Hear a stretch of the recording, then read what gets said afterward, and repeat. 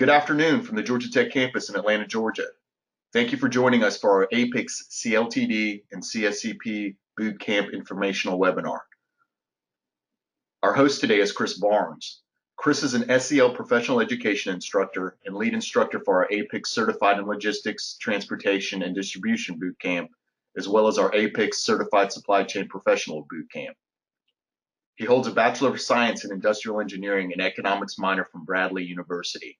He also has an MBA in Industrial Psychology with honors from the University of West Florida. Chris is a certified APICS instructor and holds APICS Fellow designations for CPIM, CLTD, and CSCP. He served on the International Board of Trustees for the Institute of Industrial Engineers, is past president of Work Atlanta, and is currently the president of APICS Atlanta. He's a certified adult education trainer and presented to and trained over 1,800 individuals. Chris also served on the editorial advisory board for Warehouse Management and Control Systems Deck Reference and authored the book WMS Phase 1 Assessment and Selection, which is a work publication. He's author and lead facilitator of Quarters in the Couch, Low-Hanging Fruit Ideas to Improve Warehouse Performance, and he's also co-producer of the podcast Supply Chain Now Radio, which covers supply chain related topics and trends impacting Metro Atlanta, the Southeast, and the supply chain community in general. With that introduction, I'll turn the session over to Chris. Thanks. Yeah, thank you, Andy. I'll just start by kind of talking about the what is the boot camps are about. It's about getting certified in the APICS body of knowledge. But kind of what is APICS certification? Well, the first thing is, and the foremost, it's a globally recognized industry credential. So the APICS has been around 60 plus years. The various levels of certification have been around as long as well. But there are some new certifications, and that's what we'll talk about. So it's kind of old and new, both at the same time. But essentially, I kind of liken it to a CPA for supply chain professionals, with APICS being the governing body. But secondly, it just having the intestinal fortitude to continue your professional development. It demonstrates your individual drive and your individual commitment to continue your improvement initiatives. So that's the kind of the key area around what APICS is, basically supply chain certification for industry professionals.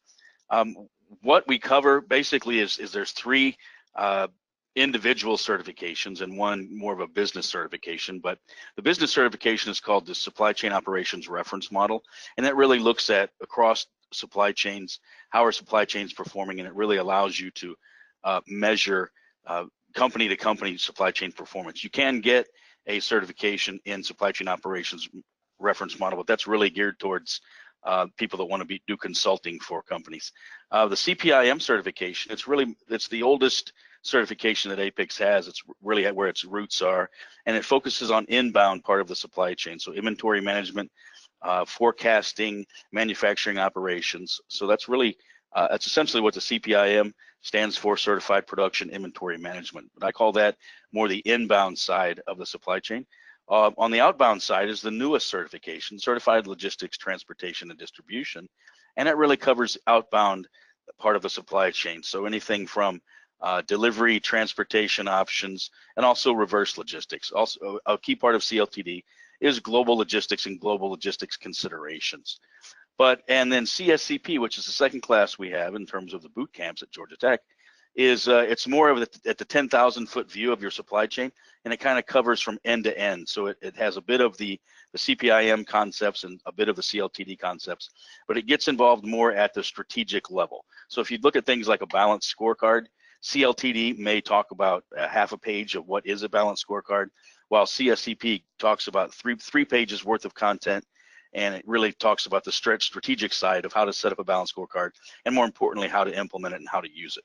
So that's kind of where we are in terms of what the various levels of body of knowledge is. And we focus out on the boot camps as CSCP, which is the red across the bottom, and CLTD, which is the outbound side.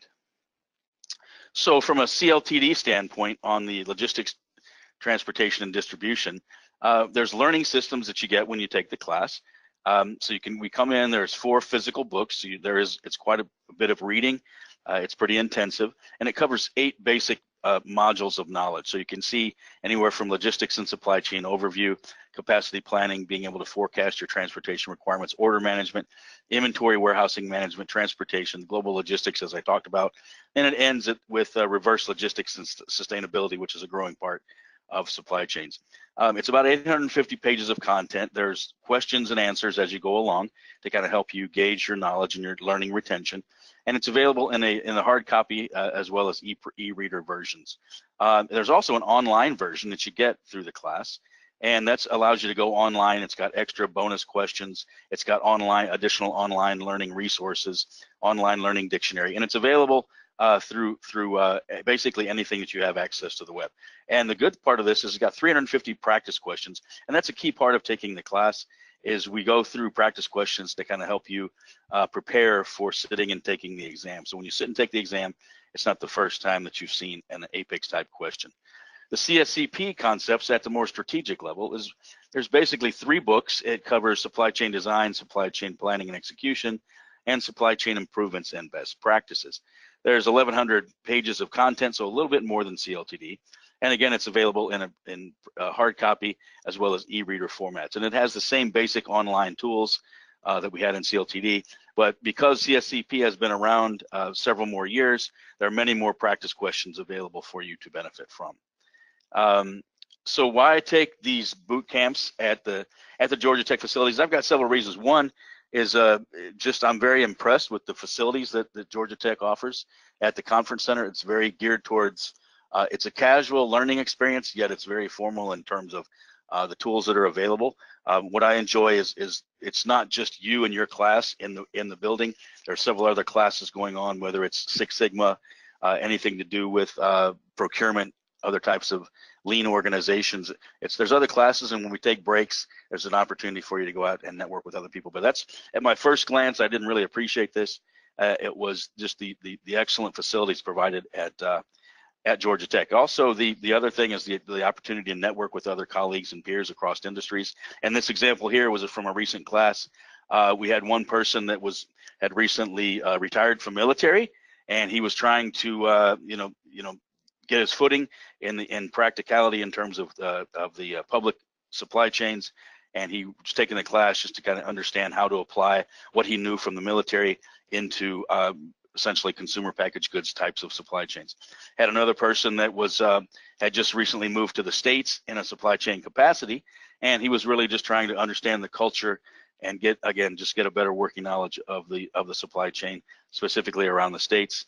Another person had recently been promoted to a vice president of operations and is managing teams, and he came in to kind of help understand all across the supply chain concepts what his team would be facing to kind of help him become a better manager. And then we obviously had a couple of recent Georgia Tech grads that were coming in just to refine their skills and establish a few more credentials. So there's many opportunities to network.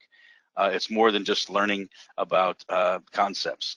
But in the class, we have 2 primary objectives, depending on the class that you have. But for the CLTD class, for example, our focus is on helping you pass either the CLTD or the CSCP exam. So that's our intent. If you don't have to take the exams at the end of the workshops, but most people, I'd say 50-50, people are sitting to take the exams themselves. So what we do is we try to focus you on what's the best, improve your chances of passing the exam, whether it's CSCP or CLTD. The other thing is basically improve your knowledge and awareness of the APICS content itself. So we have an opportunity. In a previous class, we had somebody from the Marines, and they were not going to sit for the exam, but they were there basically just trying to understand other supply chain concepts outside of the Marines. And they just brought a wealth of knowledge. We talked about how the Marines does things, learned some things in class. It was another great networking opportunity. But one thing is I keep talking about the exam itself. The idea is to help you sit and pass the exam, but you don't necessarily have to take the exam. It's an additional fee outside of the workshop class, because one thing that you get in taking these classes is they are part of a 4-part certificate program for Georgia Tech. So if you're interested in getting a management or supply chain certificate from Georgia Tech Supply Chain Logistics Institute, these 2 classes will count towards those. I think it's a 4-part series, so they'll count 2 of the 4. depending on the type of class that you want to take. And that to me was a surprise. I guess I didn't realize that until after the fact. But sometimes that's more valuable than actually sitting for the exam, depending on your overall career objectives. And one thing that's really important, because it's a 2.5-day class, it's basically about 20 hours that we have in face-to-face class time, covering a lot of content that's sometimes covered anywhere from 40 to 60 hours in a traditional classroom approach. So what we're doing is really trying to focus on doing the right things rather than doing things right. So you can sit, you can read, you can cram through materials, but what we try to do is allow you to focus in on the core concepts, the key learning materials throughout the 850 to 1100 pages. And we basically tell you, when you come across this key term, this is maybe pay attention to this one a little bit better than you would another one. So what we've done is identified key terms throughout both learning systems, and we kind of help you understand what those key terms are. And basically, as I had mentioned, in both learning systems, there's about 1,000 key terms and concepts. If you know anything about APICS, it's all about the terms. So really, it's getting down, understanding the definitions of key terms.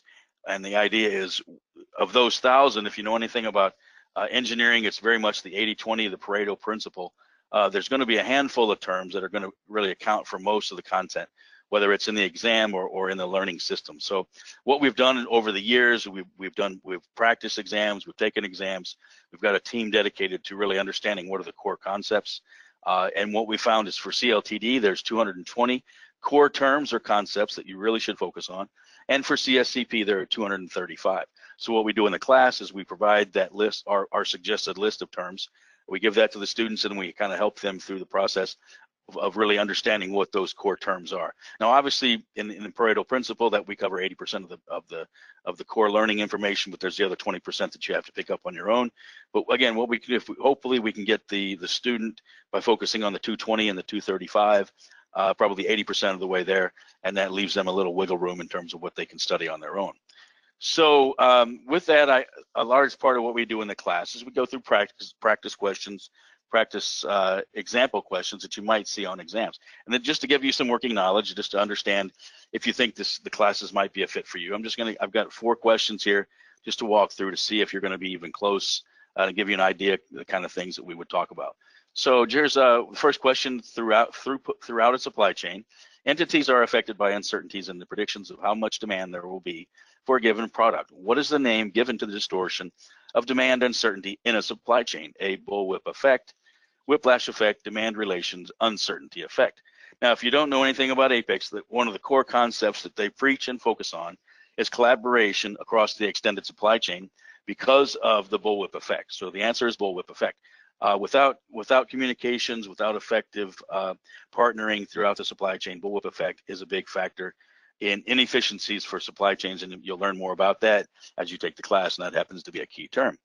Next question, the primary objective of supply chain management is A, minimizing transportation costs, B, reducing inventory levels, C, taking a systems approach, or D, implementing advanced technologies.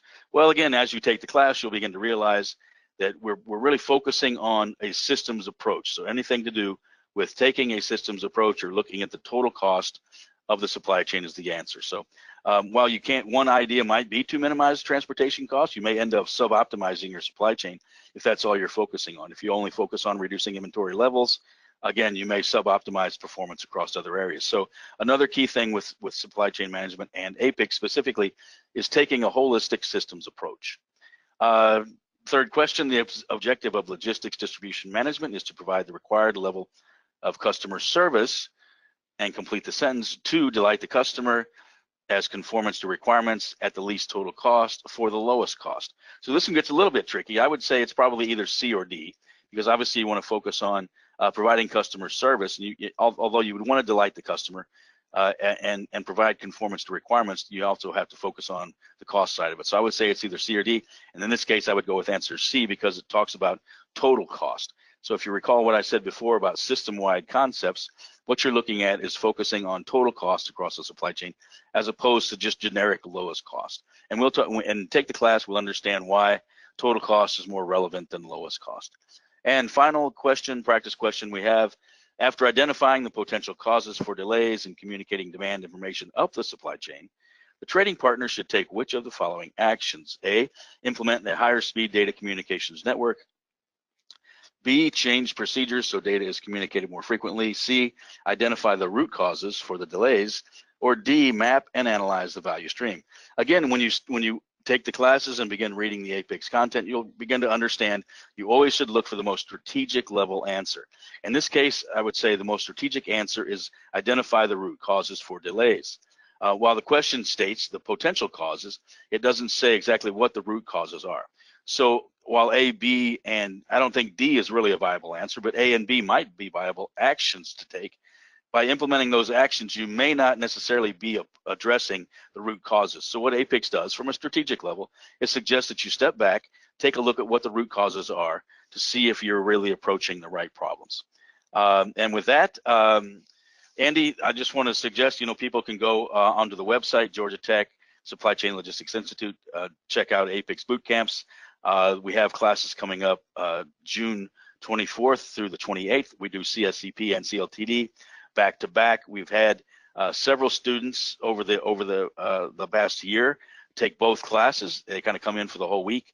It kind of helps them because there's a lot of overlap in terms of what's being learned. So they'll take both classes. But the 2.5 day class is CSCP Monday through Wednesday afternoon, and the latter half is CLTD Wednesday afternoon through Friday in June. That's 24th to 28th, and then again on October 21st to the 25th. And Andy, that's what I've got for now. Great. Thanks, Chris. I noticed that a number of questions came over the chat window.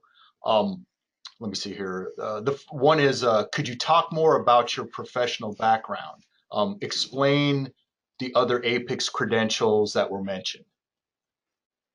Yeah, the CPIM I really didn't get into it much, but that's really geared towards production, materials management around manufacturing operations. So I did that early on in my career, but in my latter half of my career, I've actually started focusing more on supply chain topics, which has to do with CSCP. And then obviously I currently work with detailed operations around logistics and transportation. So that's why my focus now is CSCP and CLTD.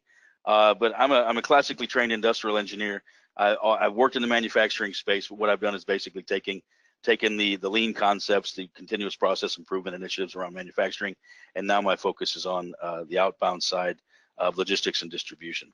I did, as you had mentioned in the introduction, I do have the CPIM certification, as well as the CSCP and CLTD. So I do enjoy studying the content, and that's kind of what makes me a good coach to have in your corner.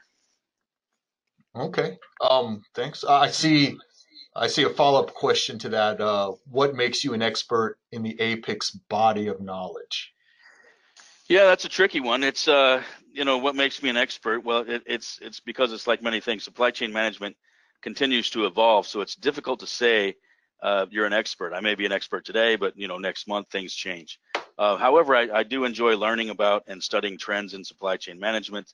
I also, along with the people on our team, we invest roughly 200 plus hours per year reviewing CSCP and CLTD content in terms of the books, the body of knowledge, in preparation for facilitating the workshops. And we also, I personally convert my thoughts and learnings into blogs. I have a blog, it's called apics.coach for CSCP and CLTD content, so I'll write about the content. And I also co-host a thought leadership supply chain radio show where we interview and do podcasting for thought leaders in supply chain management. Okay, great. I see Michael asks, how will earning an APICS certification help me in my career? Well, it's kind of a two-pronged. It sounds like he's asking about his individual career. And the first thing is, I would say it's probably to help you get a better job, or even possibly get a job, or even maybe get promoted. But that's kind of the essentially for the individuals.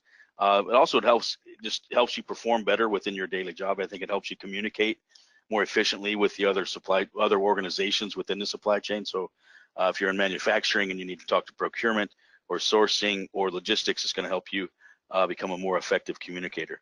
And I'm making the assumption that he was in the operations side. However, what I have seen, Andy, is if people are in sales and supply chain sales, whether they're selling freight forwarding services or 3PL services or technology services, I think it helps them become a subject matter expert or a trusted advisor for their clients if they can actually better communicate with their customers or their prospects and really understand their issues. And but the last reason I think people generally pursue certifications is more to satisfy intellectual curiosity. Some people just like to continuously learn.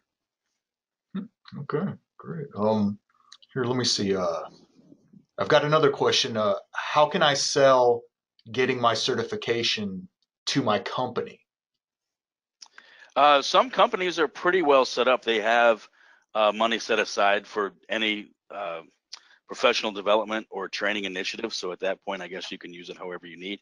The other thing is, as I talked about, it's going to make the individual a better performer within the organization. And I think it's going to help them better communicate across the board with other supply chain partners within the organization. Obviously, if you can, one of the things I try to do is talk to students, especially after they've taken the class, to find out if they've been able to take something back and implement a proven ROI type of project. I think that's the best way. So the idea is you come in with ideas. You might be doing things differently than what we're suggesting in APICS, and that's really the best way. It's funny because I've heard once, actually Zig Ziglar said once that he was told he was a big person. He was selling training, and he said one of his prospects told him, he said, why should I train my employees and lose them? And he quickly replied and said, I'd rather train them and lose them than not train them and keep them. Yeah, that's great. Okay, let me see here. Another question, or who are the typical people, titles or roles who earn APICS certifications? Yeah, that's good. I touched on it a little bit. I mentioned we had the military veteran. He was involved. He was trying to, again, just come in. So he was kind of, and it's interesting as you look at, if you take the CLTD class, you'll quickly learn that logistics, it really has its foundations in the military and the history of moving things around for war maneuvers.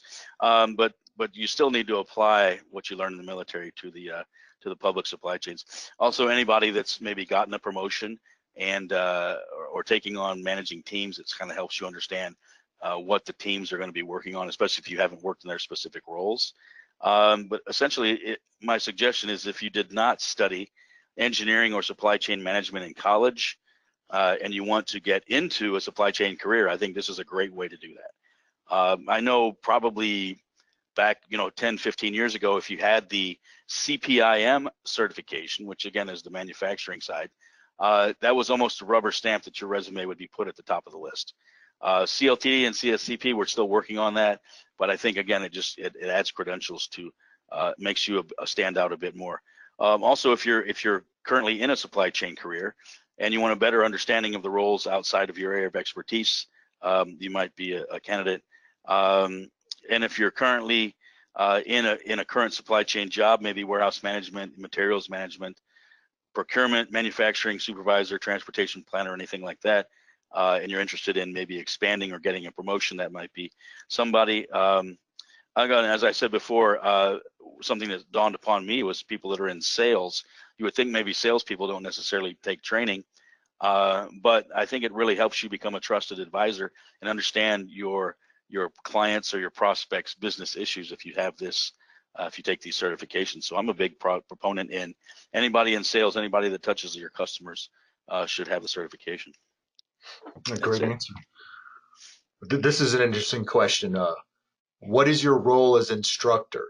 How do you facilitate success? Well, the key thing is really class participation, getting people involved.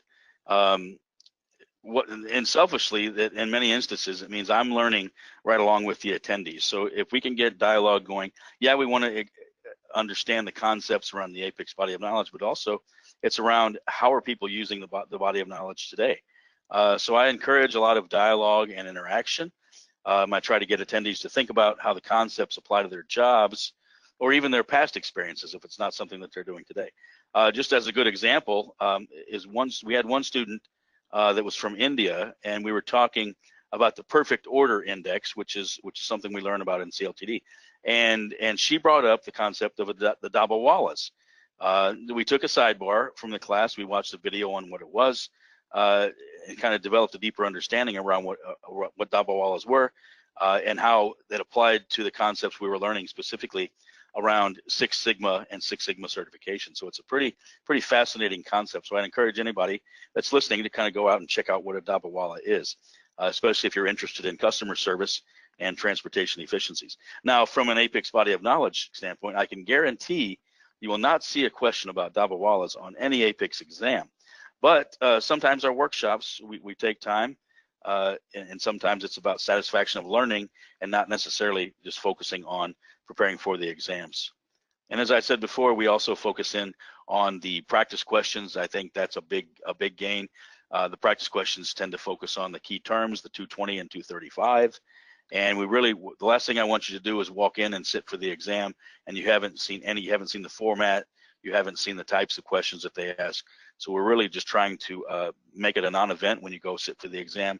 We do a lot of practice questions and interchange, and it's not really understanding what the right answer is, but as much as it's understanding why the other three answers are wrong. And that's it. Okay, thanks, Jill. That's a great question. I'm looking through here. I think I only see one more question. What advice do you have for someone wanting an APICS certification? Well, I think the key thing is commitment, and then commit to the journey and have a plan. As I talked about before, with 850 to 1100 pages, that's a lot to learn. There's a wide body of knowledge to understand. Sometimes it gets in deep, sometimes it's a mile wide and an inch deep, but it's the breadth of content. It's easy to get behind and allow things to become overwhelming. So it's kind of like I've always heard, how do you eat an elephant? It's one bite at a time. So start with a plan. And some have found it helpful to purchase the exam voucher, which I talked about earlier, that the exam voucher is not part of the classes, but it's if you do want to sit for the exam, you have to purchase an exam voucher, and that is only good for 6 months. So what that does for some people, again, it depends on personalities, is it gives them what I call a burning platform.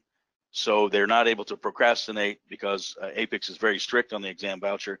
If you don't take the exam within the 6 months, you lose the money, and it can be a very expensive proposition. But so what that does is, again, as I said, the burning platform, it says, okay, I've got to take my exam in October. I need to start studying now, and then you can do kind of a back scheduling approach from there. But the workshops we offer are designed really to be supplemental to individual outside class preparation. So again, as within 20 hours of classroom, we're not going to learn everything. Really what we want to do is give you an approach to a self-start study. It gives you the right approach for you, depends on your learning style, and the resources, both time and money, and the internal drive and discipline you have is really going to dictate your approach. But the idea is to have a plan, have a commitment, and stick to it. And really, if you don't have the discipline and the drive to kind of do a self-study on your own, because Andy, you can actually purchase learning systems and do it on your own. What I found is most people find it more successful to come to the classes. It serves as a jump start for their studies. They establish a good network.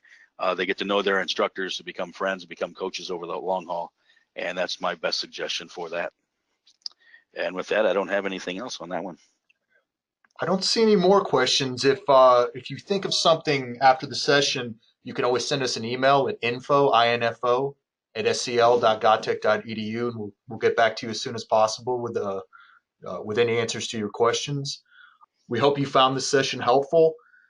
We encourage you to attend one of our live APICS Bootcamp courses. As you can see on the slide, we have some coming up very soon. Chris had mentioned all these courses are going to be at the Georgia Tech Global Learning Center. It's a very nice, modern facility. It's located conveniently to restaurants, attractions, hotels. It's also connected to the Georgia Tech Hotel. So if you join us for the live course, if you stay at the Georgia Tech Hotel, you can wake up, you simply come downstairs, cross the bridge, and you can join the class. It's very convenient. Thank you again for attending. Have a good afternoon. Thanks, Chris. Thank you.